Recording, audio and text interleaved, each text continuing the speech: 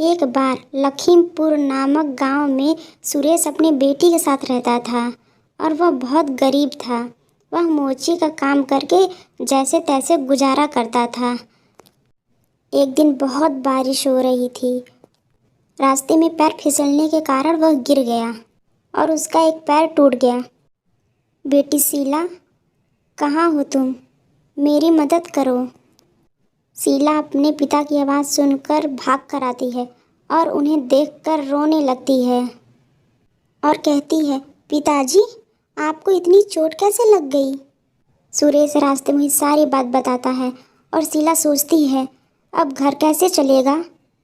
घर में थोड़े ही सामान है और इतनी बारिश हो रही है, कोई काम भी ढूंढने नहीं जा सकती। सुरेश के घर से थोड़ी दूर पर गांव के मुखिया श्यामलाल का घर था। वह बहुत अमीर आदमी था जिसका एक बेटा था। उसका नाम श्याम था। वह बहुत घमंडी था। कुछ दिन पहले ही शीला ने अपने पिताजी को श्यामलाल से बात करते सुना था कि उसे किसी काम करने वाली की ज़रूरत है। शीला श्यामलाल के यहाँ जाकर, काका, तुम्हारे यहाँ काम वाली की ज़रूरत थी ना? थी, मगर तुम क्यों ये पूछ रहे हो? काका, ये काम मुझे दे दो। मेरे पिताजी का एक पैर टूट गया है, अब वो काम पर भी नहीं जा सकते। मुझे वो काम वाली का काम दे दो, जितना पैसा ठीक लगे आप उतना दे देना। श्यामलाल इस मौके का फ़ायदा उठाना चाहता है और सोचता है, अरे ये तो अच्छा मौका है, कम पैसों में काम वाली मिल गई। अच्छा ठीक है, कल से आ जाना। शीला सुबह उठती, घर का सारा काम करती और अपने पिताजी को दवा देती और उसके बाद श्यामलाल के घर पे काम करने को जाती और वहाँ सारा काम करती। काका, सारा काम हो गया। ठीक है, जाओ, कल जल्दी आना। श्याम के कुछ दोस्त आने वाले हैं तो उनके लिए खाना बना देना। सिर हिला के, ठीक है काका। मीना घर जाती है तो देखती है घर में कुछ नहीं बचा है पकाने को और सोचती है, क्या बनाऊं और पिताजी को क्या दूं? मुझे भी बहुत तेज से भूख लगी है, कुछ खाने को भी नहीं है। तभी उसकी नज़र रोटी के डब्बे पे पड़ती है जिसमें 2 रोटियां रखी होती हैं।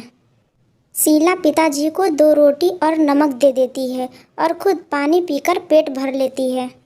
बेटी शीला, तुमने कुछ खाया कि नहीं? हाँ पिताजी, मैंने काका के घर पर खा लिया था। ऐसा कहकर मीना भूख से रोती हुई सो गई। रोज की तरह वह घर का काम की और जल्दी से श्यामलाल के घर चली गई। अलग अलग प्रकार का पकवान बनाती है। तभी वहाँ श्याम आता है और कहता है, अरे ओ शीला, खाना बन गया क्या? जी, खाना बन गया। इतने में गोपाल के दोस्त आ जाते हैं और गोपाल इनके साथ बहुत मस्ती करता है और थोड़ी देर बाद सबको भूख लगता है तो श्याम शीला को आवाज़ देता है, अरे ओ शीला, खाना लगा दे सबके लिए। जी, अभी लगाती हूँ। ऐसा कहकर शीला तुरंत खाना लगाती है और श्याम उसके दोस्त खाना खा लेते हैं। श्याम शीला को आवाज़ लगाता है और बोलता है, यहाँ से ले जाए इन सबको और जो बचा है उसे कुत्ते को दे दो। साहब, एक बात कहूँ, आप सब ने इतना खाना बर्बाद कर दिया है। हमें जितनी भूख हो उतना ही खाना प्लेट में लेना चाहिए। खाना बहुत कीमती होता है, हमें इसे ऐसे बर्बाद नहीं करना चाहिए। यह सब सुनकर गोपाल को बहुत गुस्सा आता है और कहता है, यह सब मेरा है, कितना खाना है, कितना प्लेट में छोड़ना है, यह मेरी मर्जी है, समझी? पिताजी को आने दो, बताता हूँ तुम्हें।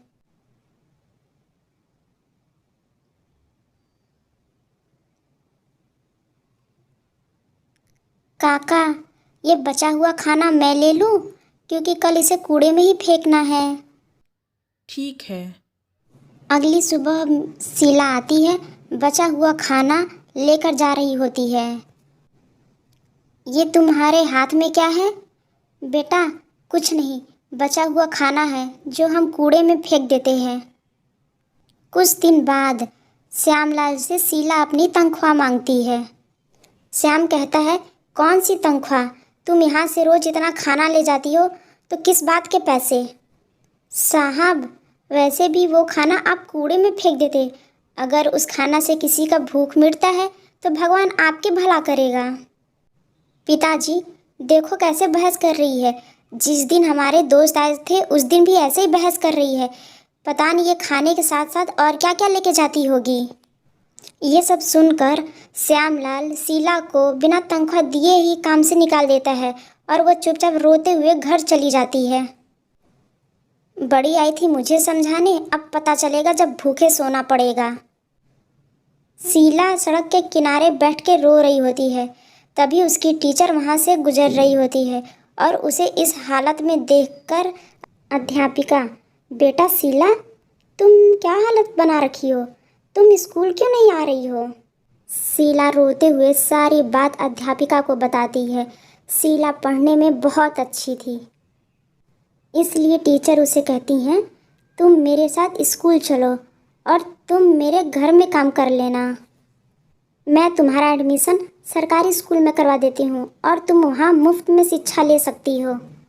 शीला बहुत खुश होती है क्योंकि वह अपनी शिक्षा के साथ साथ अपनी भूख को शांत कर सकती है काम कर कर। इधर श्यामलाल अपने काम में बेईमानी करते हुए पकड़ा जाता है और उसे पुलिस पकड़कर ले जाती है। पुलिस उसकी सारी ज़मीन और मकान अपने कब्जे में कर लेता है।